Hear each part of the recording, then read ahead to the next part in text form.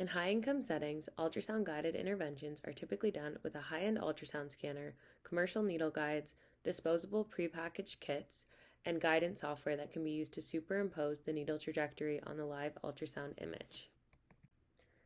However, when you try to translate these technologies to low-middle income countries, even if you can make the ultrasound cheaper and the needle guide cheaper and find alternatives for the disposables, we found that it's practically impossible to install, operate, and maintain this guidance software in a hospital setting.